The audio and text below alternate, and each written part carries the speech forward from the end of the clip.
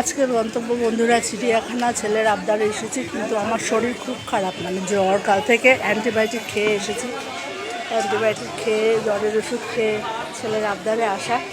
যাই হোক,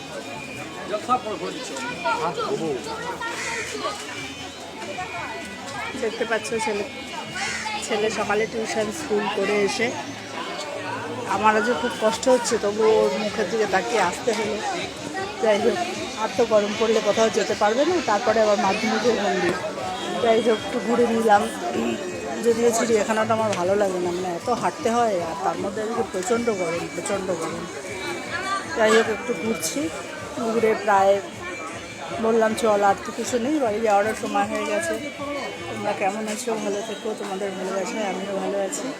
তাহলে আজকের মতন টাটা, গুড আফটারনুন, টাটা।